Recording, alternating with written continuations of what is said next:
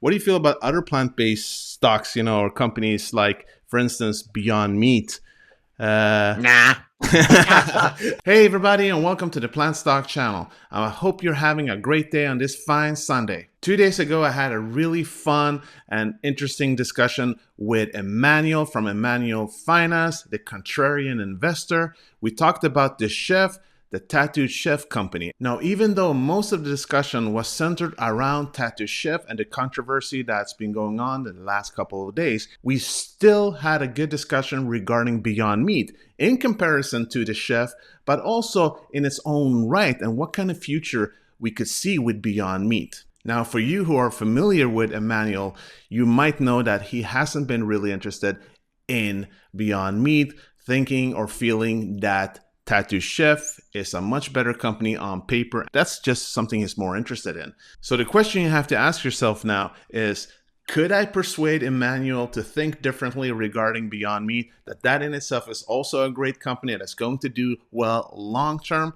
Well, to be able to find that out, you need to look at this video now. But if you haven't seen the whole video, our whole interview, I really do recommend that you take a look at it, because you really get a good picture of Emmanuel. He's a great investor. He has a great channel, by the way. So I really think you should take a look at his channel, Emmanuel Finance. He talks about a lot of different stocks. It has been a lot of Tattooed Chef, but he talks a lot about Palantir. He also talks a lot about Celsius Holding and a couple of other things. And he gives you a lot of investment discussions, a lot of investment strategies. This guy reads a lot when it comes to investment in itself.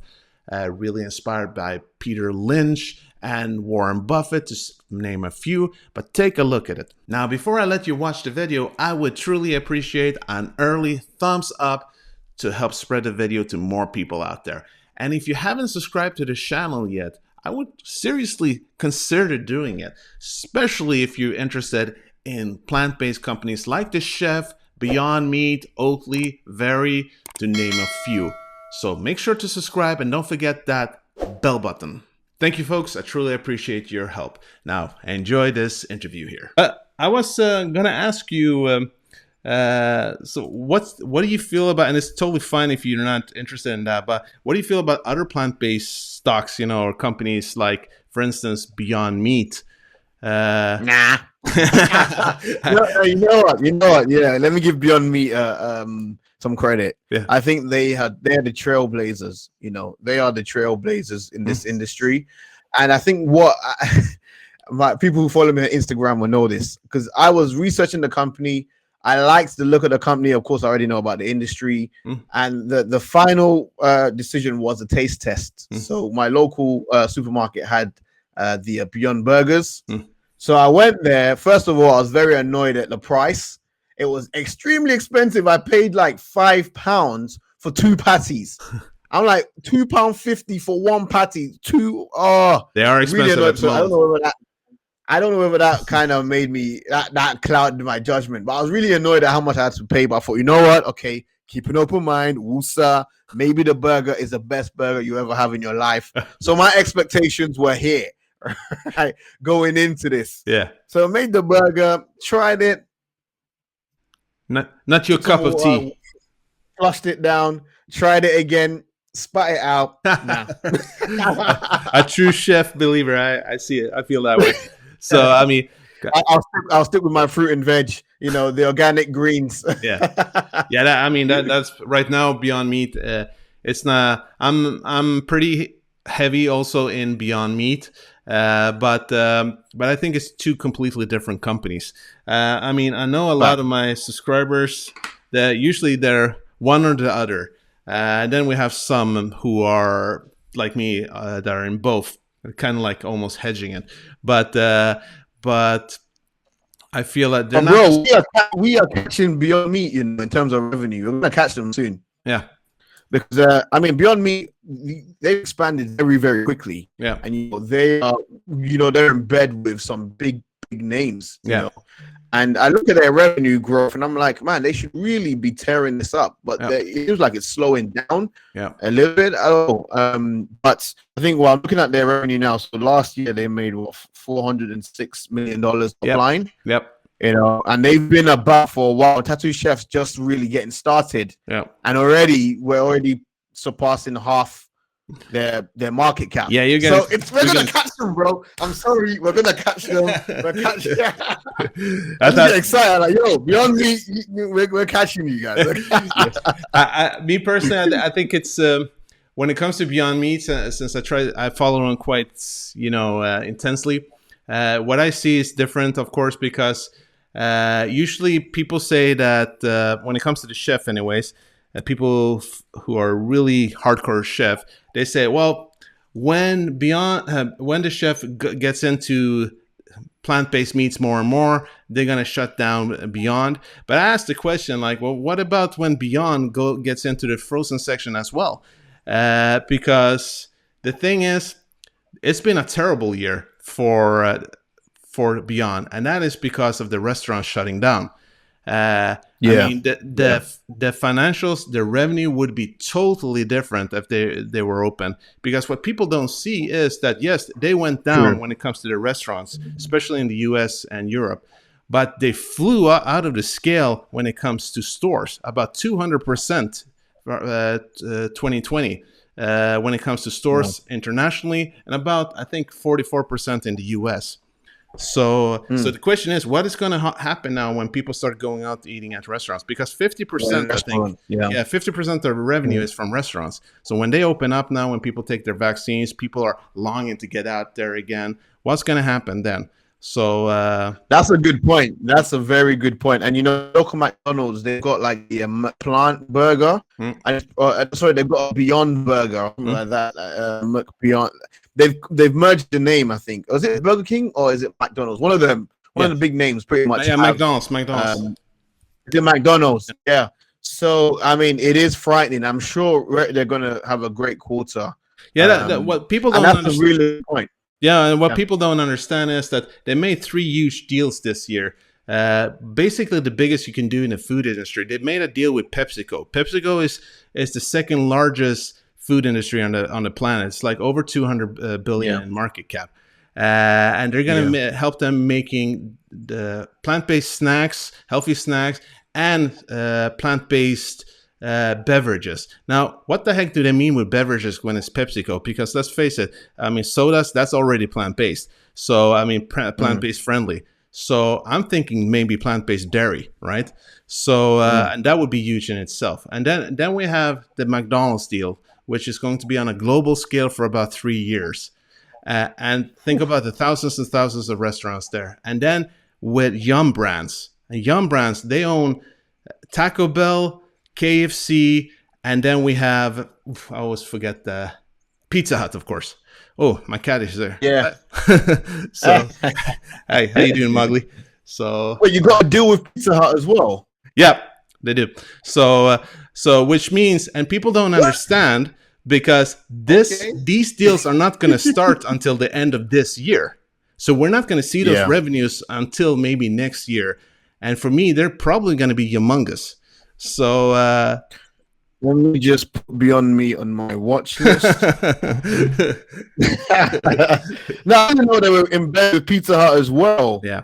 I knew McDonald's, so PepsiCo. Wow. Okay. All right. I have to. What's the valuation? What do you think of the valuations at the moment then? Beyond. Well, they're about 9 billion now, I think, with a PS ratio about 2022. I mean, obviously they're overvalued. But it's a growth company. It's a disruptive company, right? So I mean, that when people compare Tattoo Chef with Beyond Meat, I don't think it's a fair comparison, because right now that's going to change. Of course, the chef is looking at the frozen section, right? The frozen section market. Beyond Meat is not even interested in looking at catering to vegans or vegetarians. They're focusing totally on the hardcore meat eater. And that's a $1.4 trillion industry, right? I mean, if they can only take 1% of that, that would be 14 billion in revenue. And they're globally the most well-known plant-based brand at the moment, anyways. And considering, I mean, you're selling me on this in terms of more like some research, like to really look into it. Because again, this was when I looked at Beyond Meat was before I even invested in Tattooed Chef. Yeah. So this was going back last year, July. Yeah. I was looking at the business. Valuations were crazy at the time, and that put me off. But now I might need to look at it seriously again. I love the fact that you're knowledgeable about the company and you know exactly what you own. It's amazing. Yeah. Now, but it's the whole thing also that, like you said, which is a lot of complaints from a lot of people. I just have to move my cat. He's doing stuff with with the tail. He might. Oh no! So, come on, man. Come on, movie. Sorry. So, all right. So basically, the price is an issue for a lot of people, and that's totally understandable. It's even expensive here in Sweden. I mean, it's ridiculous. But the thing is that his whole plan, the CEO, they have a strong CEO in Ethan Brown. His plan is that within the next 2.5 to 3 years, they're going to have the first plant-based meat that's going to be cheaper than ordinary meat. Now, that's a game changer, because when that happens, when people actually find out that this is actually cheaper than meat, I mean, and the whole thing, a lot of people do say that they don't actually super enjoy the flavor, but they put about 10% of their revenues every year on R&D. That's I mean, millions and millions every year. And now last quarter was actually 15%. And people are worried about the margins and stuff like that. It's not so strange. I mean, compare them to Tesla, how much they kept putting on R&D. That's the whole game, right? So that's the whole point. That's the these are the side effects of investing in a high growth company, you know, exactly. at the beginning, not at the beginning stages, but on course. Yeah. You know, Monster did the same thing as well. Amazon did the same thing. You know, as long as you're seeing, for me, I have no problems with my companies spending in R&D, sales and marketing, as long as I can see growth in the top line. Yeah. You know, if they're spending in that and the growth line is decreasing, something's wrong. Yeah. You know, something's wrong. But as long as beyond, you know, the top line keeps growing with their spending, then, you know, you can't be upset with that at all. Because I think with investors, we just want to see earnings, you know, now. We want to see now. And that's the issue. You know, Kathy Wood has said it many times. We're not looking for profits now. No, exactly. That's the whole thing. So it's like Tesla. They kept like reinvesting their money constantly and building new facilities, gigafactories, making them more efficient. And that's what I love about the chef, you know, being integrated, vertically integrated business, right? If you control every sector, every part of the business, right, you get those margins, and that's the whole point with any great business, really. Yeah. So that's kind of what I see in Beyond Meat with time too. I mean, they're opening up 2 facilities in China, 1 in the Netherlands now, opening up they're more. killing it. Yeah. They're killing it from an expansion point of view. Yeah, killing it. I'm going to stop brainwashing you here. What's the CEO like? What's is it owner led or? Yeah, I mean, he's the founder too. He's the founder. He's the founder. Yeah, of that. So he's been doing this for nonstop for I think 13 years. That's how long Beyond Meat has existed.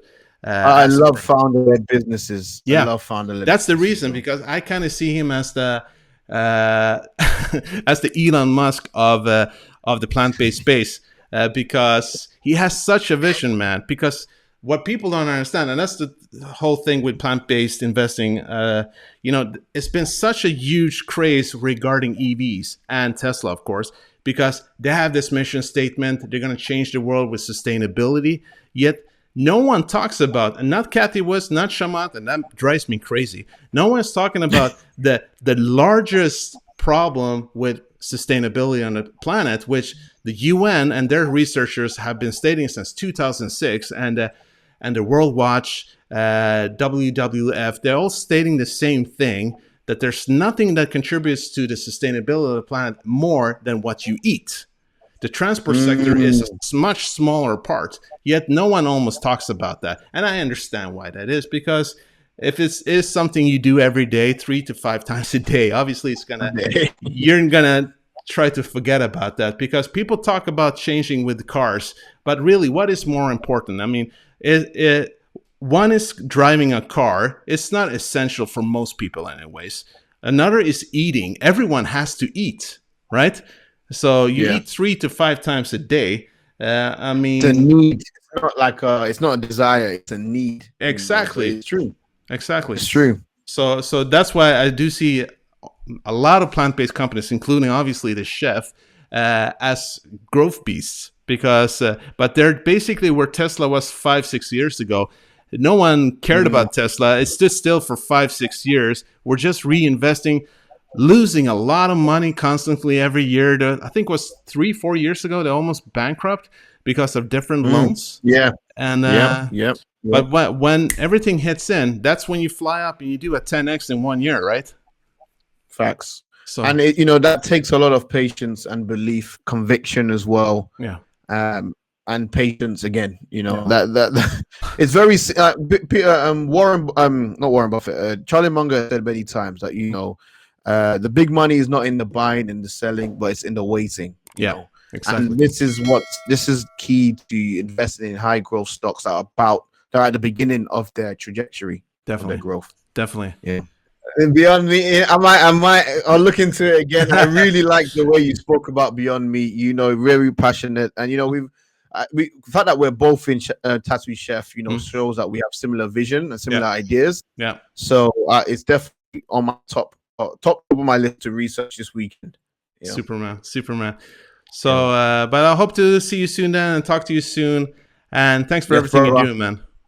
Thank you so much. Thank you, bro. Thank you. Bye-bye.